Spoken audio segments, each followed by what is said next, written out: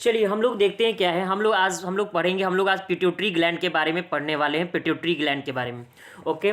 जैसा कि हम लोग पिछले क्लास में हम लोग देख चुके हैं कि पिछले क्लास में हम लोग क्या देखे थे, हम लोग पिछले क्लास में देखे थे कि केमिकल कोऑर्डिनेशन एंड इंटीग्रेशन के बारे में, कि किस प्रकार से हमारे बॉडी में जो ट्रिलियंस ऑफ सेल है उसको फंक्शन को रेगुलेट किया जाता है। तो हम लोग पिछले क्लास में देखे थे कि किस प्रकार से जो ट्रिलियंस ऑफ सेल है उसके फंक्शन को रेगुलेट करते हैं और उसका मेथड क्या है। तो हमने पिछले क्लास में बात किया था कि जो भी हमारे बॉडी में ट्रिलियन ऑफ सेल है उसको दो सिस्टम रेगुलेट करता है, या तो एंडोक्राइन सिस्टम या फिर दूसरा अगर बात करें तो न्यूरल सिस्टम।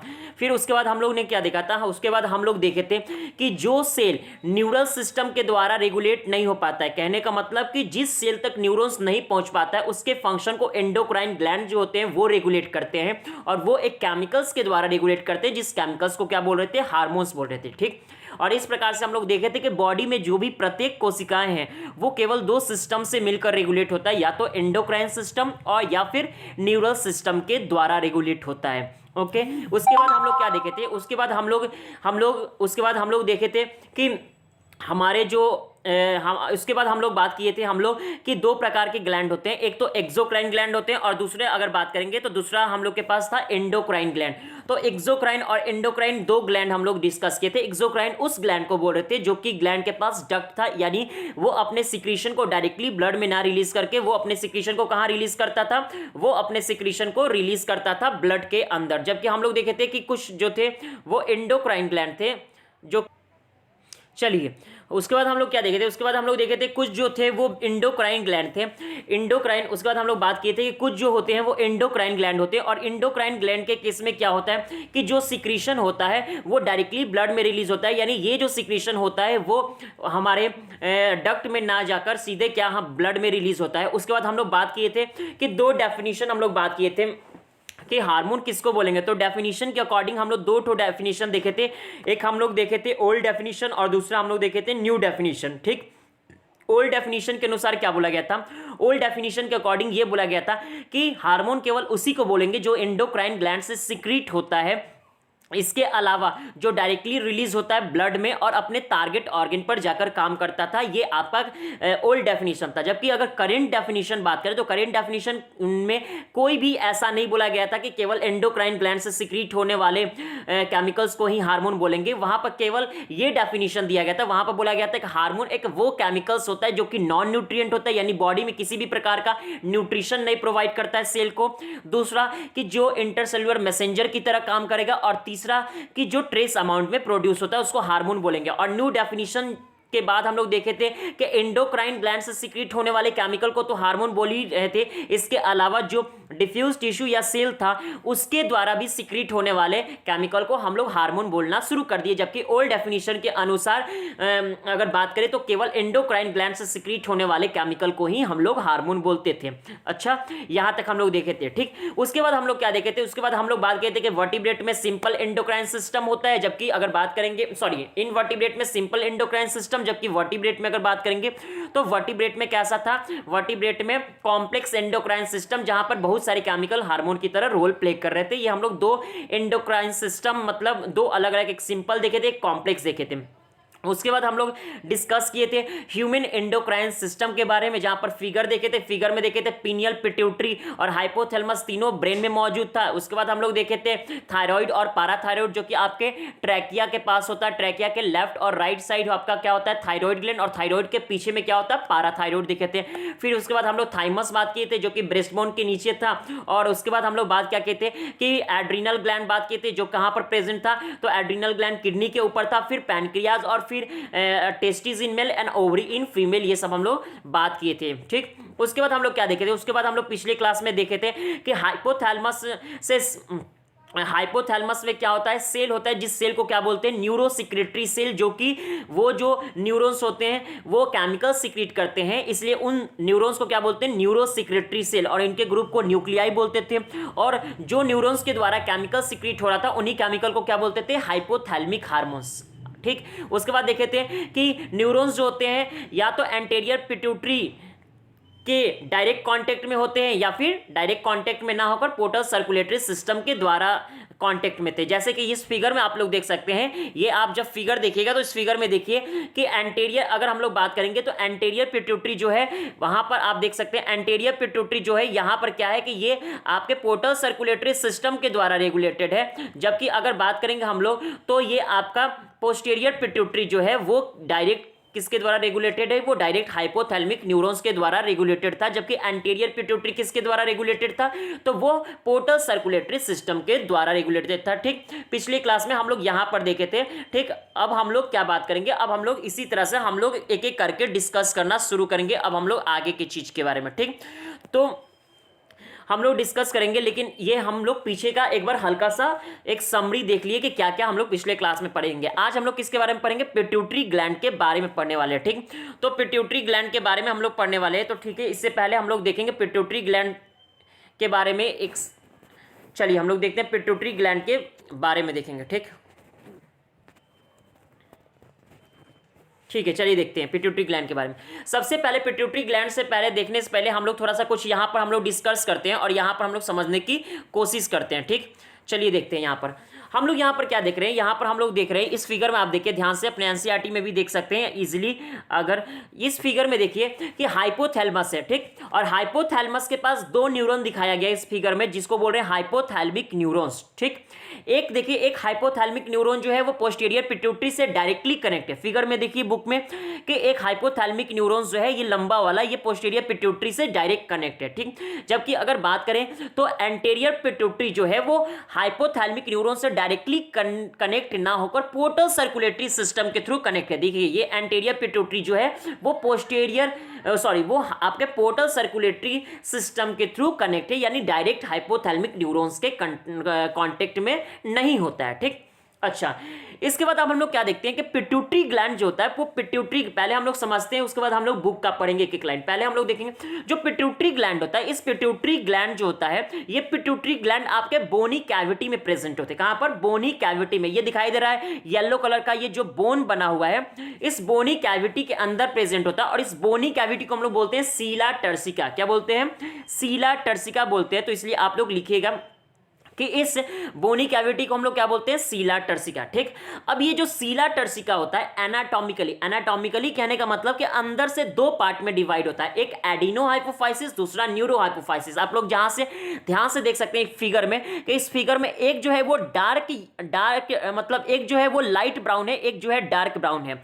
ठीक, तो जो डार्क ब्राउन वाला पार्ट है वो आपका एडिनो हाइपोफाइसिस हो गया, जो कि लाइट ब्राउन वाला पार्ट है वो आपका न्यूरो हाइपोफाइसिस। इसलिए इसको दो कलर में यहां पर डिवाइड कर दिया है। ठीक, तो कहने का मतलब क्या है कि जो सीला टर्सिका बोनी कैविटी होता है वो अंदर से दो पार्ट में डिवाइड होता है, एक को बोलते हैं एडिनो हाइपोफाइसिस और दूसरे को बोलते हैं न्यूरो हाइपोफाइसिस बोलते हैं। ठीक, एडिनो हाइपोफाइसिस फिर जो होता है वो उसमें एनाटॉमिकली फिर दो पार्ट में डिवाइड होता है, जिसको हम लोग बोलते हैं, एक को बोलते हैं पार्स डिस्टेलिस और दूसरे को बोलते हैं पार्स इंटरमीडिया। ध्यान सुनिएगा फिर से, हम लोग क्या देखें, सीला टर्सिका एनाटॉमिकली दो पार्ट में डिवाइड है, एडिनो हाइपोफाइसिस, न्यूरो हाइपोफाइसिस। ठीक, एडिनो हाइपोफाइसिस फिर दो पार्ट में डिवाइड होता है और एक पार्ट को बोलते हैं पार्स डिस्टेलिस और दूसरे पार्ट को क्या बोलते हैं, parse intermedia.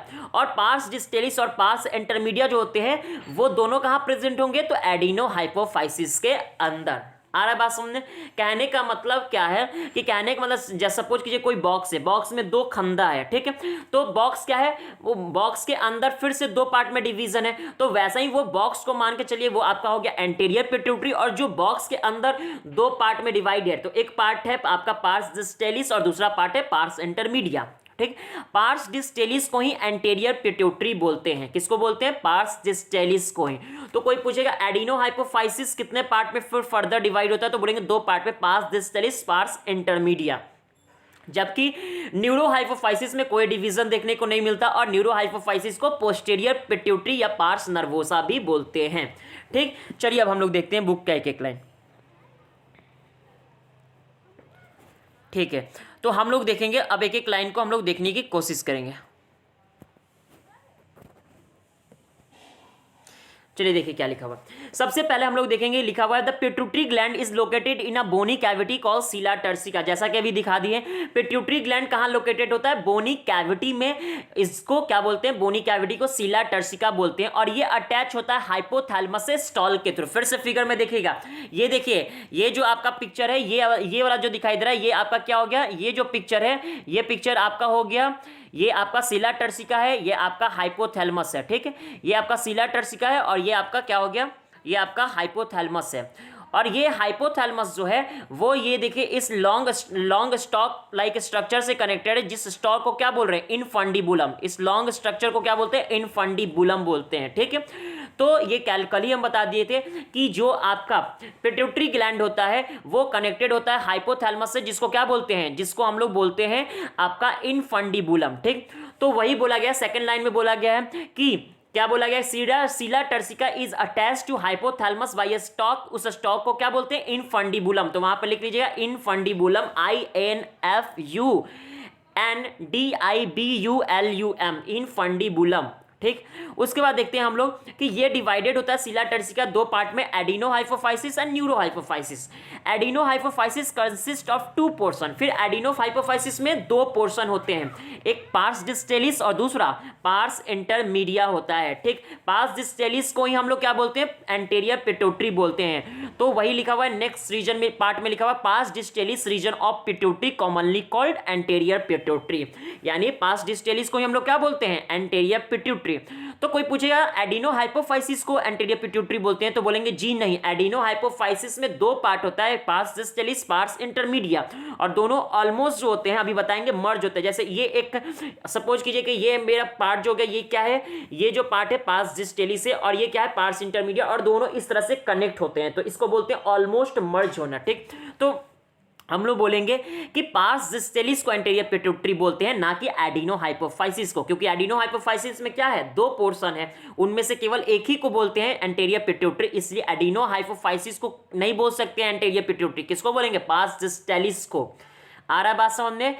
Anterior pituitary parse distalis को बोलते हैं, पार्स इंटरमीडिया को नहीं बोलते हैं, जबकि एडिनोहाइपोफाइसिस में दोनों ही होता है, पार्स डिस्टेलिस भी, पार्स इंटरमीडिया भी। फिर उसके बाद हम लोग क्या देखते हैं? उसके बाद फिर हम लोग देखते हैं आपका उसके बाद हम लोग देखते हैं पोस्टीरियर पिट्यूटरी। लेकिन इससे पहले हम लोग देखते हैं जो एंटीरियर पिट्यूटरी होते हैं वो 6 हार्मोन को प्रोड्यूस करते हैं। कौन कौन से? ग्रोथ हार्मोन, दूसरा प्रोलैक्टिन हार्मोन, तीसरा थायराइड स्टिम्युलेटिंग हार्मोन, चौथा एडिनोकॉर्टिकोट्रोपिक हार्मोन, पांचवा ल्यूटेनाइजिंग हार्मोन और छठा फॉलिकल स्टिम्युलेटिंग हार्मोन। ठीक, इनको एक एक करके हम लोग नीचे बाद में डिस्कस करने वाले हैं। ठीक, तो अभी बस ये याद रखिएगा कि पार्स आपका डिस्टेलिस जो होता है वो 6 हार्मोन प्रोड्यूस करता है। कौन कौन? तो बोलेंगे growth hormone, follicular stimulating hormone, luteinizing hormone, adenocorticotropic hormone, thyroid stimulating hormone और ग्रोथ हार्मोन। ठीक, ये 6 पार्ट हम लोग देखने वाले हैं। अब हम लोग क्या देखेंगे? पार्स इंटरमीडिया जो हम लोग देख चुके थे कि पार्स इंटरमीडिया किससे कनेक्ट था? पार्स डिस्टेलिस से मर्ज था, और दोनों ही कहां प्रेजेंट थे? एडिनोहाइपोफाइसिस में। तो पार्स इंटरमीडिया भी सिक्रीट करता है केवल एक हार्मोन, जिस हार्मोन का नाम है मेलानोसाइट स्टिम्युलेटिंग हार्मोन। ठीक, और इस हार्मोन का काम होता है कि आपके बॉडी के पिगमेंटेशन को रेगुलेट करना। पिगमेंटेशन कहने का मतलब कि डार्क या मतलब कितना पिगमेंटेशन का मतलब है कितना आपका डार्क कलर है या कितना आप लाइट कलर है। ठीक, तो ये रेगुलेट कौन करता है? ये रेगुलेट करता है आपका मेलानोसाइट स्टिम्युलेटिंग हार्मोन, जो कहां से सीक्रेट होता है?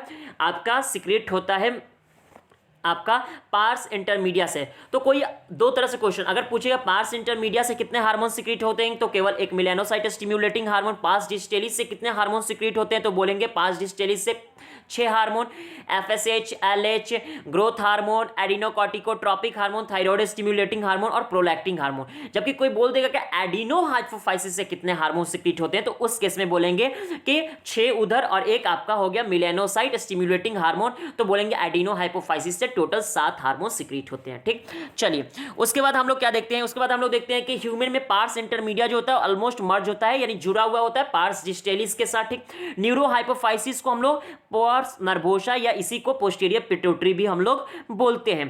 ठीक, store and release 2 hormone call oxytocin and vasopressin. ठीक, नेक्स्ट लाइन क्या बोला गया कि जो आपका पोस्टीरियर पिट्यूटरी होता है वो स्टोर करता है और रिलीज करता है 2 हार्मोन। एक हार्मोन को बोलते हैं ऑक्सीटोसिन और दूसरे हार्मोन को बोलते हैं बोलते हैं वैसोप्रेसिन, या वैसोप्रेसिन का ही दूसरा नाम होता है एडीएच, एंटी डायूरेटिक हार्मोन।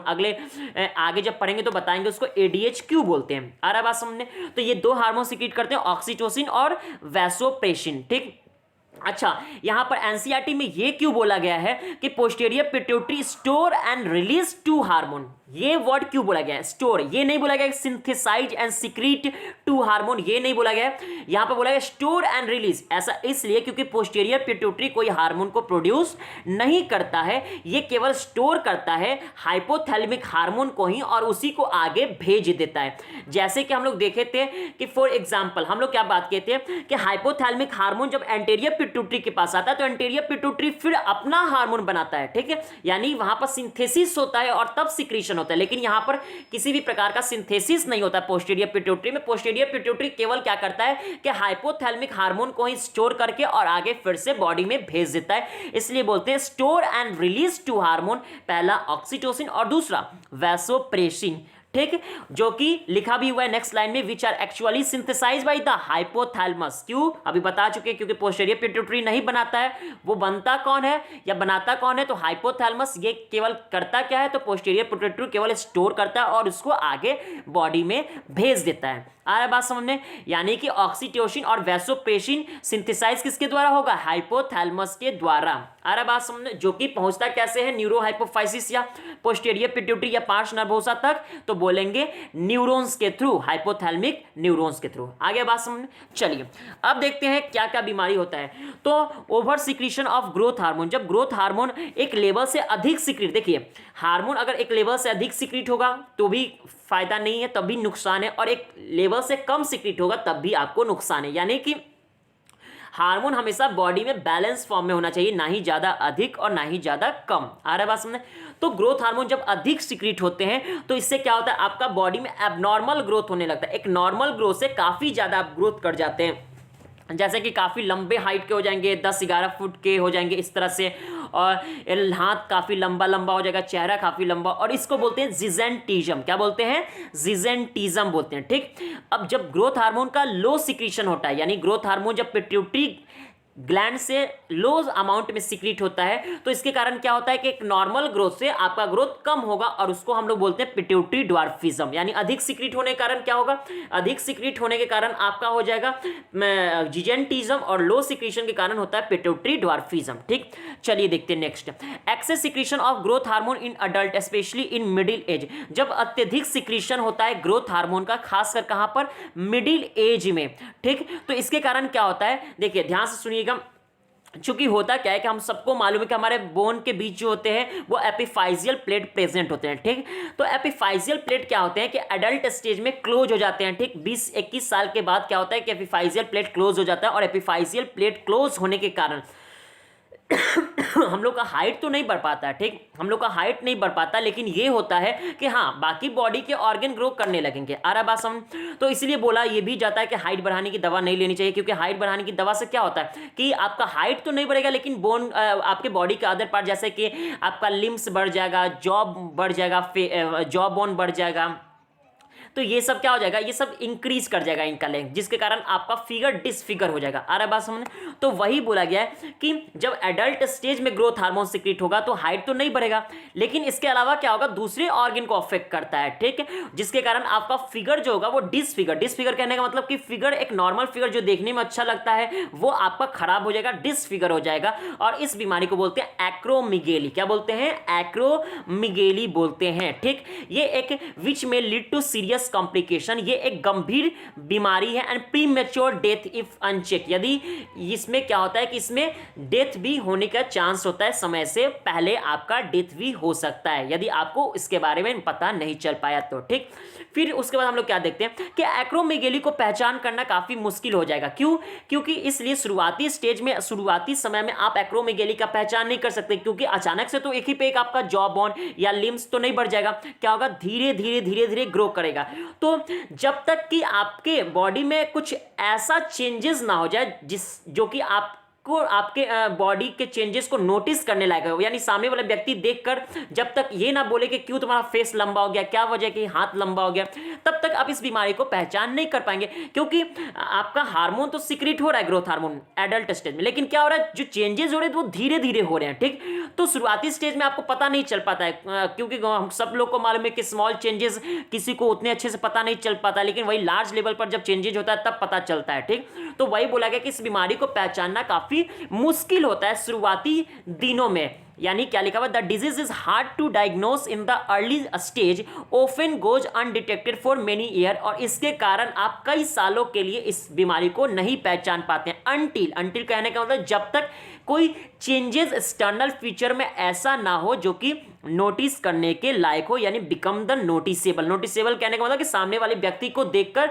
ये अंदाजा लग जाए कि इसका चेहरा क्यों लंबा हो रहा है, इसका हाथ क्यों लंबा हो रहा है। तो जब तक कि कोई ऐसा परिवर्तन ना हो जो कि देखने से पता चल जाए, तब तक आप इस बीमारी को डिटेक्ट कर पाना काफी मुश्किल होता है। ठीक, चलिए, तो अभी हम लोग क्या क्या पढ़ लिए, तो पहले ग्रोथ हार्मोन पढ़े। ठीक, अब हम लोग पढ़ेंगे प्रोलैक्टिन हार्मोन। प्रोलैक्टिन का दो काम होता है, ध्यान से देखिए। Prolactin regulate the growth of mammary gland, पहला मेमरी ग्लैंड के ग्रोथ को रेगुलेट करता है, और दूसरा मिल्क के फॉर्मेशन में भी प्रोलैक्टिन हार्मोन हेल्प करता है। ठीक, तीसरा पढ़ेंगे टीएसएच।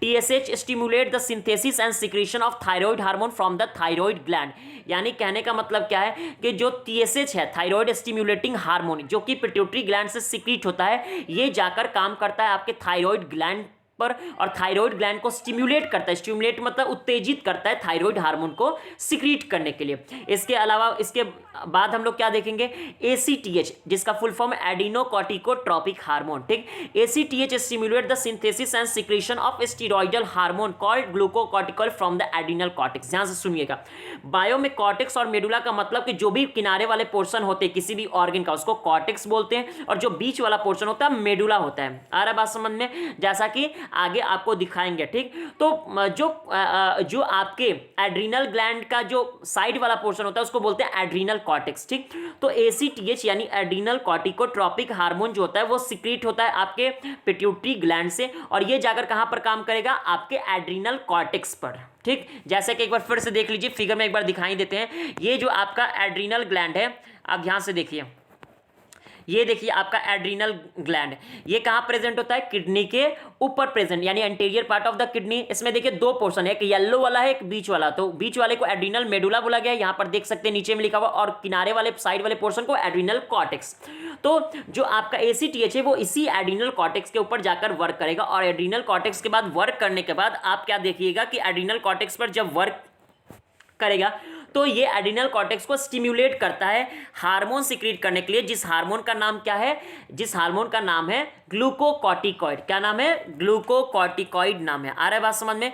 तो ग्लूकोकॉर्टिकॉइड किसके कारण रिलीज होता है, तो ग्लूकोकॉर्टिकॉइड आपका तब रिलीज होता है जब एसीटीएच कहां पर वर्क करेगा, जब एसीटीएच आपका वर्क करेगा एड्रिनल कॉर्टेक्स के ऊपर। ठीक, अब ध्यान से देखते हैं। उसके बाद नेक्स्ट हार्मोन हम लोग पढ़ते हैं एलएच एंड एफएसएच। ठीक है, LH and FSH stimulate gonadal activity and hence are called gonadotropin, यानी कहने का मतलब कि एलएच और एफएसएच जो होता है वो गोनेडल एक्टिविटी को स्टिमुलेट करता है, इसलिए इस हार्मोन को एक साथ हम लोग गोनेडोट्रोपिन भी बोलते हैं। आ रहा है बात समझ में। ठीक, in male LH stimulate the synthesis and secretion of hormone called androgen from the testis, यानी मेल में क्या होता है, देखिए सबको मालूम है कि मेल में प्राइमरी सेक्स ऑर्गन कौन सा होता है, टेस्टिस। टेस्टिस क्यों बोलते हैं, क्योंकि ये क्या सिक्रीट करता है, स्पर्म सिक्रीट करता है। टेस्टिस में सबको मालूम है कि टेस्टिस जो होते हैं उसमें 250 कंपार्टमेंट होते हैं, जिसको टेस्टिक्यूलर लोब्यूल्स बोलते हैं, और प्रत्येक कंपार्टमेंट में अगर बात करें से 1 से 3 हाईली कॉल्ड सेमनीफेरस टिब्यूल्स होता है। ठीक, और इन्हीं टिब्यूल्स के बीच स्पेस होता है जिसको इंटरस्टिशियल स्पेस बोलते हैं, और इन्हीं इंटरस्टिशियल स्पेस में क्या होता है, सेल होता है जिसको लेडिंग सेल या इंटरस्टिशियल सेल भी बोलते हैं। देखिए ये सब हम लोग एक एक करके सब हम लोग पढ़ेंगे। जब हम लोग क्या पढ़ेंगे, जब हम लोग पढ़ेंगे एक एक चैप्टर, यानी ह्यूमन रिप्रोडक्शन पढ़ेंगे, सारा हम चैप्टर पढ़ाएंगे। ठीक, लेकिन अब सभी को डिटेल में बताना यहाँ पर पॉसिबल नहीं है, इसलिए हल्का फुल्का रिवाइज करवाते चल रहे हैं जो पहले से जिसके साथ लिंक है चैप्टर। आ रहा है बात समझ में। तो ऐसा नहीं कि इसके बाद नहीं बताएंगे, जहां जिसका जरूरत पड़ेगा उसको डिटेल में समझाएंगे। ठीक, तो कहने का मतलब क्या है, कहने का मतलब ये है आपका कि आपके जो एलएच हार्मोन होते हैं वो मेल में क्या करते हैं कि मेल में लेडिंग सेल होता है जो कहाँ होता है, इंटरस्टिशियल स्पेस में, उसके ऊपर काम करते हैं, जिसके कारण लेडिंग सेल जो होता है वो क्या प्रोड्यूस करता है, ग्रुप ऑफ हार्मोन जिसको बोलते हैं एंड्रोजन हार्मोन के ग्रुप को क्या बोलते हैं, एंड्रोजन, जिसमें मेनली क्या होता है, तो टेस्टोस्टेरोन होता है। मेनली कहने का मतलब है कि सपोज कीजिए कोई सपोज कीजिए एक फॉर एग्जांपल लेके बताते हैं कि जैसे आलू गोभी का सब्जी है, ठीक, तो आलू गोभी की सब्जी में अगर बात करते हैं, एक आलू डाले और 10 गोभी मतलब 8 गोभी डाले, ठीक, तो बोलेंगे कि आलू गोभी का ही सब्जी है, लेकिन मेनली इसमें क्या है, सबसे अधिक गोभी है। उसी प्रकार से हम लोग देखेंगे कि मेनली टेस्टोस्टेरोन होता है। कहने का मतलब कि 90% जो होता है वो टेस्टोस्टेरोन होता है, ठीक, बाकी 10% में अदर हार्मोन प्रेजेंट होते हैं, इसलिए बोला जाता है मेनली टेस्टोस्टेरोन। आ रहा बात समझने, ठीक। चलिए उसके बाद हम लोग क्या देखते हैं कि अगर मेल में एफएसएच का बात करें तो एफएसएच और एंड्रोजन क्या करते हैं, स्पर्मेटोजेनेसिस को रेगुलेट करते हैं, यानी स्पर्म के फॉर्मेशन में हेल्प करते हैं, ठीक, तो ये स्पर्म के फॉर्मेशन में हेल्प करते हैं। फीमेल में अगर बात करेंगे तो फीमेल में भी वापस से दोनों हार्मोन का फंक्शन देखेंगे। फीमेल में एलएच क्या करता है कि फुल्ली मैच्योर फॉलिकल कहने का मतलब जो ग्राफियन फॉलिकल, सबको मालूम है प्राइमरी फॉलिकल डायरेक्ट ओवम नहीं बनता, पहले क्या बनता है, प्राइमरी फॉलिकल, प्राइमरी से सेकेंडरी, सेकेंडरी से टर्शियरी फॉलिकल, टर्शियरी से ग्राफियन या मैच्योर फॉलिकल बनता है, और फिर वो रप्चर होता है तो उससे कॉर्पस ल्यूटियम और सेकेंडरी oocyte प्रोड्यूस होता है। आ रहा बात समझ में? तो जो रप्चर करवाने का काम होता है, यानी मैच्योर फॉलिकल या ग्राफियन फॉलिकल का जो रप्चर करवाने का काम होता है, जिसको ओवुलेशन भी बोलते हैं, तो रप्चर करवाने का काम किसका होता है, रप्चर करवाने का काम होता है, और कॉर्पस ल्यूटियम का मेंटेन करने का काम होता है एलएच का। किसका होता है, एलएच का, ठीक, जो कि एलएच का काम क्या हो गया, तो एलएच का काम होता है कि रप्चर करवाना किसका, ग्राफियन या फुल्ली मैच्योर फॉलिकल को रप्चर करवाना, और इसके साथ ही कॉर्पस ल्यूटियम को क्या करना, कॉर्पस ल्यूटियम को मेंटेन करना, जो कि किसका पार्ट होता है, ग्राफियन फॉलिकल। कहीं बार बता चुके हैं कि जैसे सपोज ये एक अंडा है, तो अंडा में क्या होता है, यॉल्क होता है और उसका छिलका होता है, तो जब अंडे को फोड़ेंगे तो छिलका अलग निकल जाएगा, यॉल्क अलग निकल जाएगा, ठीक, तो छिलका को क्या बोल देंगे, छिलका को बोलेंगे कॉर्पस ल्यूटियम, और वो यॉल्क को क्या बोल देंगे, सेकेंडरी oocyte। आ रहा बात समझने? लेकिन जब पूरा का पूरा अंडा रहेगा तो अंडा में उसमें क्या रहेगा, उसका सेल भी होता है, एक का सेल भी होगा और उसके अंदर का यॉल्क भी होगा, तो एक साथ हम लोग क्या बोलेंगे, एक साथ उस एक को हम लोग बोलेंगे आपका ग्राफियन या मैच्योर फॉलिकल, ठीक। तो ये जो कॉर्पस ल्यूटियम बनता है वो किससे बनता है, तो वो आपका ग्राफियन फॉलिकल या मैच्योर फॉलिकल का ही रिमिनेंट पार्ट है। तो वही लास्ट लाइन में लिखा हुआ है, corpus luteum form from the remnant part of the Graafian follicle after ovulation, जो कैसे बनता है, ओवुलेशन के बाद बनता है, ठीक।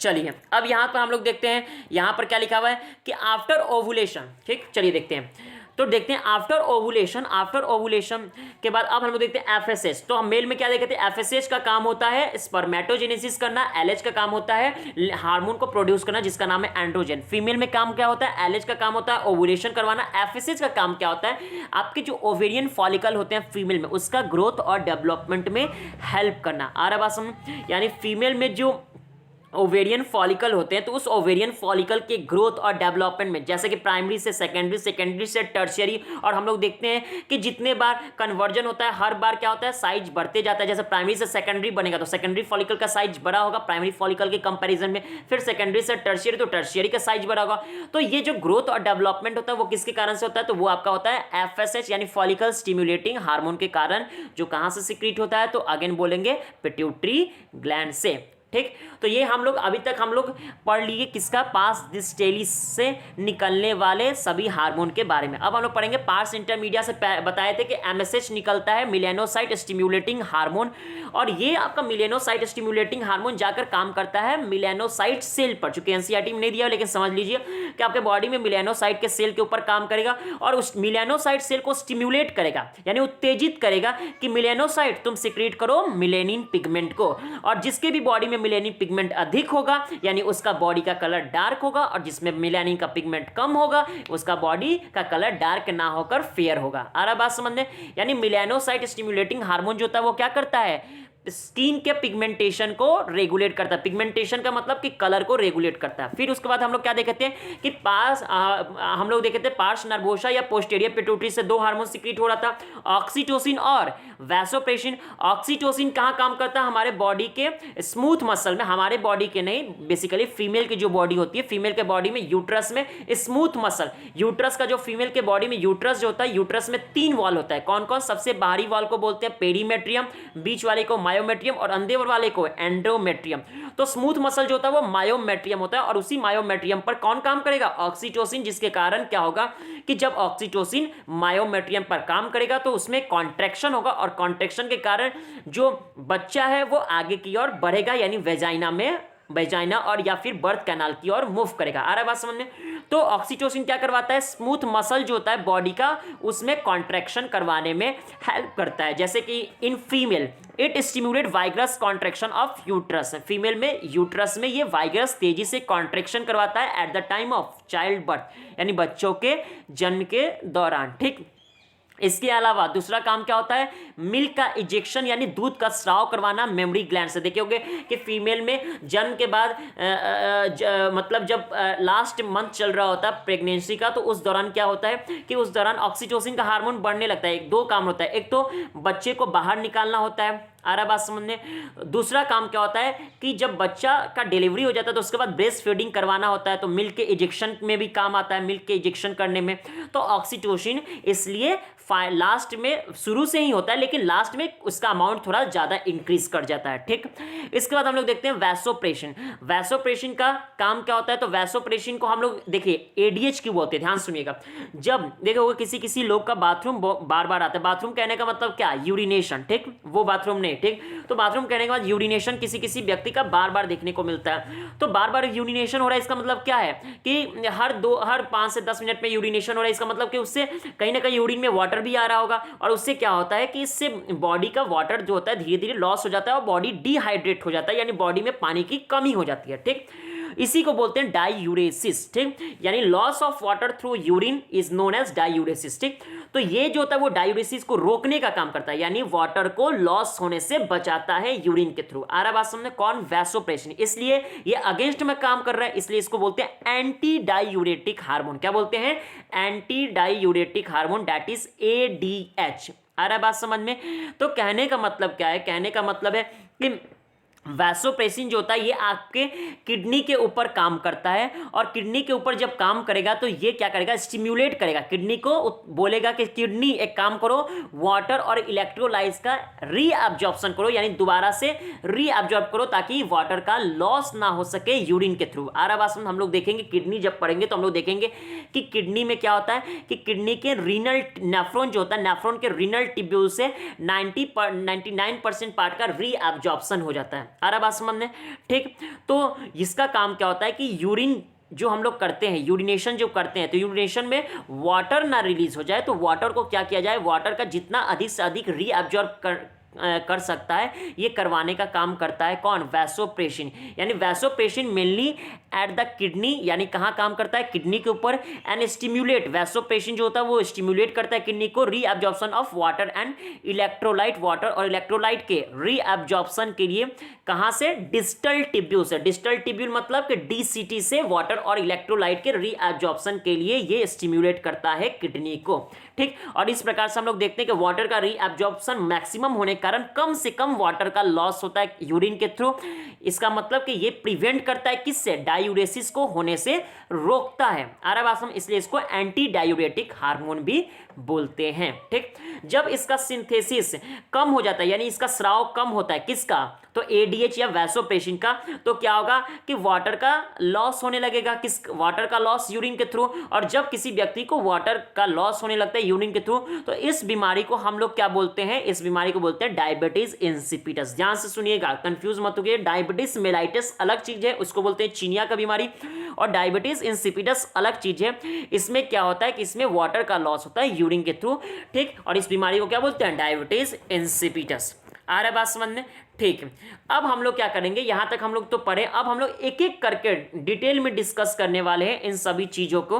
ठीक, तो पहले पढ़ेंगे पीनियल ग्लैंड, तब थायराइड ग्लैंड, और इस प्रकार से पैराथायराइड पढ़ेंगे। पैराथायराइड के बाद हम लोग क्या पढ़ेंगे, पैराथायराइड के बाद हम लोग पढ़ने वाले हैं उसके बाद एड्रिनल ग्लैंड, उससे पहले पढ़ने वाले थाइमस ग्लैंड, उसके बाद हम लोग पढ़ने वाले हैं क्या, पैंक्रियाज, तब टेस्टिज, ओवरी। इस प्रकार से हम लोग पढ़ के फिर आगे हम लोग बढ़ने वाले, अब डिटेल में एक एक हार्मोन को पढ़ने वाले। ठीक, तो पहले एक ओवरव्यू हल्का हल्का देखे, अब क्या करेंगे हम लोग डिटेल में पढ़ने वाले हैं। तो एक काम कीजिएगा, आज हम लोग यहीं तक करते हैं, कल हम लोग नेक्स्ट क्लास में, क्योंकि इतना जितना हम पढ़ाते हैं 2 काम किया कीजिए।